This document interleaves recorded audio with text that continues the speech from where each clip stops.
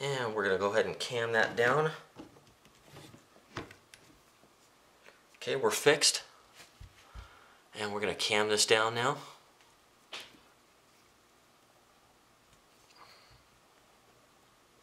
That is a one beefy solid hold right there. Okay, so we're mounted. You can see we've got a nice low mount right there. And let's see how this works out eye relief wise. Oh. Okay, we're right there. Now I'm going to have to go test this in a few different positions because right now I'm leaning forward, which is going to carry my eye forward to the ocular a little bit. So I'm going to want to go take this outside, stand straight up, or not take it outside, but stand straight up with my eye in a real natural position here. Right now I can see that we're going to have no problem with eye relief whatsoever, which was actually an issue on the CQB scope, especially at 3 power. Alright, so I'll go do that. I'll be right back. Okay guys, just went and checked out all my eye relief parameters there, and we nailed it. First try. Did the old tape trick here, minus a 1/4 inch, and I'm glad I did, because that 1/4 inch was just what I needed to get this thing dialed in, and happens to be just what we need there. So my distance here is perfect. Everything's great. It's perfect. I couldn't have guessed better, to be honest. When I say guessing, there was a lot of measuring, but without actually having all the hardware, it's a little bit hard to tell. But we, a little bit of experience and a little bit of luck there, we nailed it. So I'm pretty pleased. So the next thing I'm going to do, guys, is take these scope rings back off the top here, and I'll be putting just a ½ drop of blue Loctite on each one of those. Then I'll run it back down, and we'll get this thing perfectly level, which I'm real close now. I'm within a degree or two. And, oh, I just turned it a little. But, yeah, anyhow, so I'm going to take these out one by one, put a little blue Loctite, run them back in, and we'll start to torque those down.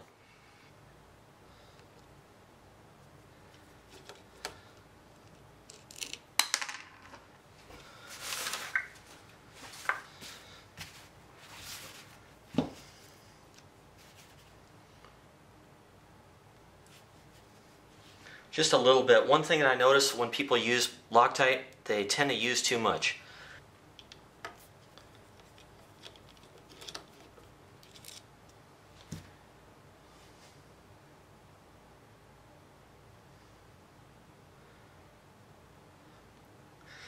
Now you don't need to cover the whole bolt either. All you got to do is get the last 5 or 6 threads on here.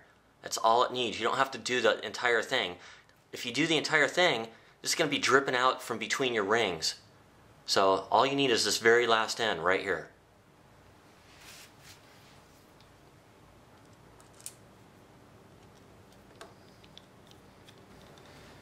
I've got a little bit of tension up in the forward ring that's going to hold my scope steady and to keep it from rolling on this axis. And so I don't have to be too concerned with loosening this. Once I get all of these situated and we get even spacing on the sandwich of the ring, then this will have a little bit of tension, and then I can loosen these safely without losing my rolling level plane here.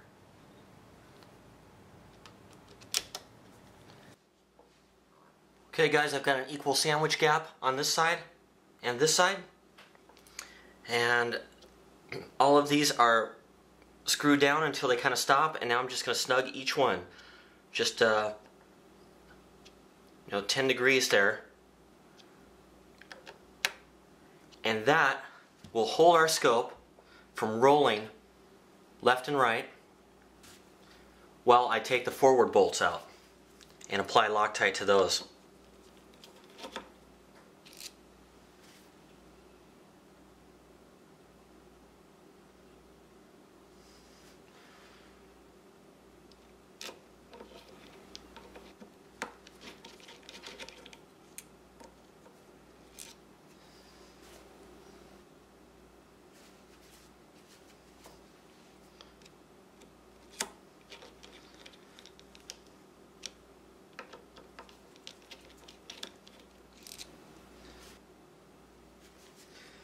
Got a little bit too much on that one.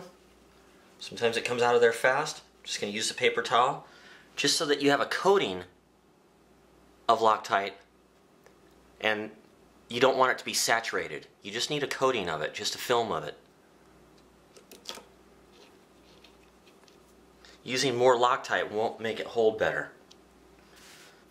Alright guys, look at my gap here, left and right. I've got ever so slightly more gap on the right side, so I'm going to snug these down first, just a little bit.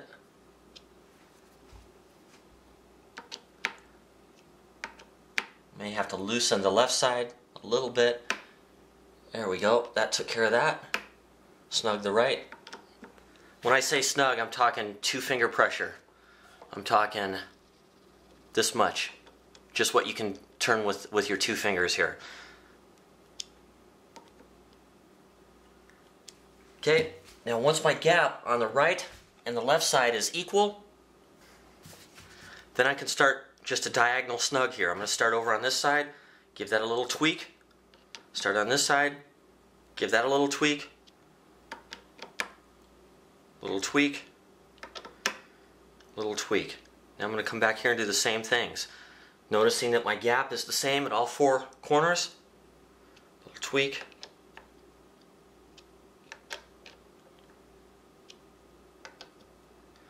After each turn, check your gap. Check your alignment level. Make sure that that scope didn't somehow shift. Sometimes with lower quality rings, it's very common that you'll get a little binding, and as you screw in this side, the scope will shift to the left a little bit, or it'll roll to the left. And then you'll tighten this side, it'll roll back to the right. Well, with good mounts and optics, you don't really have that issue. And so as long as we do this methodically, we shouldn't have any problems. Just a little tweak at a time.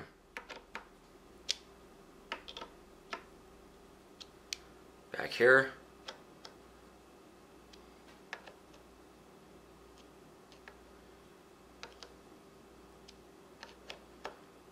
Back up front again.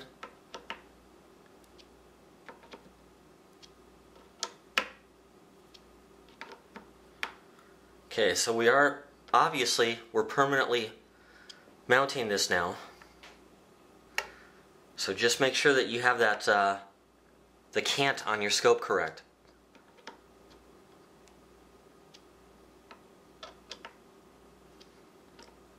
Okay, I'm about 2/3 of the way there. I'm just going to lift this off, make one final check. Okay, and if I go and check that in more than one place, it will tend to highlight any problems that we're having with our scope cant. So, you know, I know that this is fairly level, this bench. I know that this is fairly level, and this is fairly level. Everything looks good here, but when I go and hold it offhand, I may detect something else. So I went and held it offhand, and then I actually went and held it in the mirror. The nice thing about this is through the scope on 1 power, I can actually see this rail plane, or this horizontal surface up here, and this is going to be blurry obviously, but I can kind of see that and align that horizontal crosshair with this plane and match those up. So we've got this pretty dialed in now. I'm just going to finish up my snugging.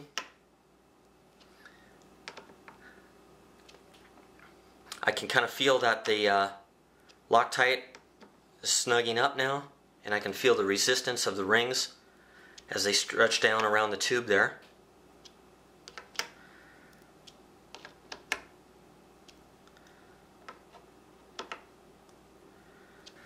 Just going to go check one more time up front.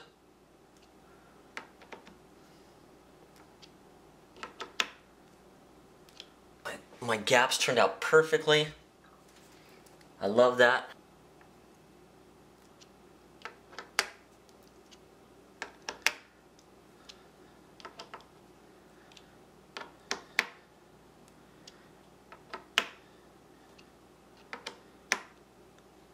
Okay, that thing is on there. So the last thing that we're going to do now, I'm going to loosen up the cam. Whew, that thing is stout. And I'm going to push the scope forward as far as it will go. and I'm going to back it right up against the Picatinny rail stop. So whatever stop that bolt is aligned at, I'm going to push it all the way forward, and I'm going to cam that down. Alright, now the reason that I did that is because as the rifle recoils backwards, like this, that's going to be the most acceleration that the scope will experience when it's inside the mount and the rings here, is this direction backwards as it recoils. So you want this stop directly butted up against the forward end of the Picatinny rail. That way, when it recoils, there's absolutely no gap or anything that can give at all. The acceleration or deceleration in this direction is much lower than that of the initial impulse this way.